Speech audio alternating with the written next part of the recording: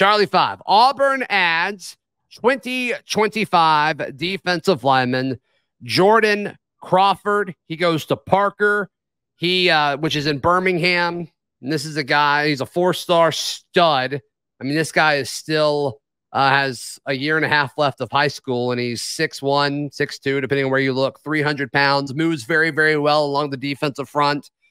But you believe this addition to the 2025 class is bigger than just his ability to play football at a high level? Absolutely. Look, Jourdin Crawford's an unbelievable player. I think he'll be a stalemate in the trenches for several years. 6'1", 300, but athletic enough to play, on the nose or shade out, whatever he has to do. He's very versatile. But look, this is kind of the thing that I'm talking about. On the Monday when Hugh Freeze was in Birmingham, he was making stops at the Birmingham version of like the Madhouse training in Montgomery, that churned out a Quay Russaw and a James Smith. He's at the step-by-step training facility meeting with Coach L. And I think they even tweeted it out that he was there. It's where all these Birmingham guys work out. You got your Jourdin Crawford, you got your Jeremiah Beeman, Jason Jones, who's already on the team.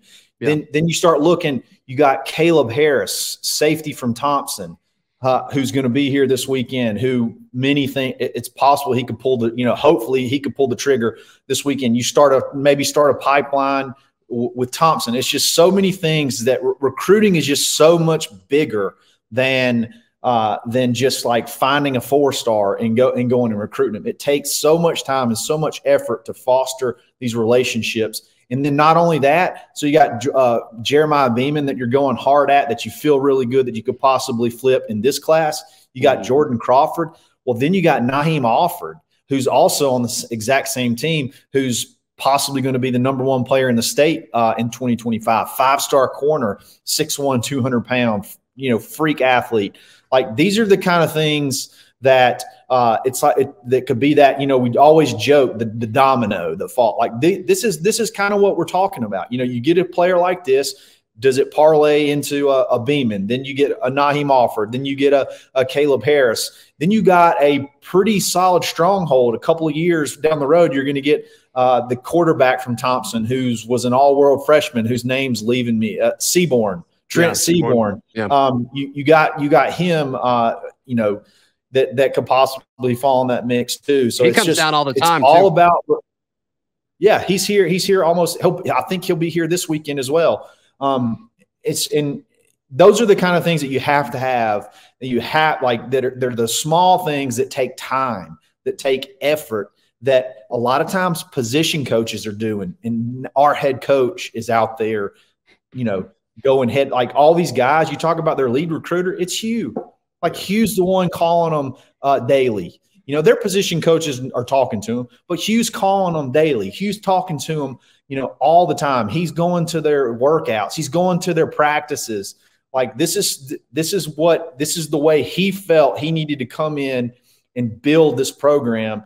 And you're not going to see the results yielded immediately, but like, this is the kind of stuff that has to be done. We are not even in the conversation with Ryan Williams if Hugh is not the number 1 guy involved. And we're almost like hoping that he reclassifies, because he could, Hugh's telling you, hey, you could be one of our starting wide receivers next year.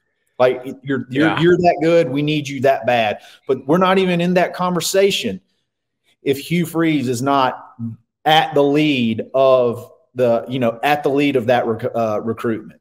So again, it's frustrating, but you start to see little building blocks like this pay off, and you feel like hopefully it's going to be worth it to weather the storm, get to a bowl game, get better, and then maybe be able to hit the ground running with a young and talented team, add a few portal guys that could supplement.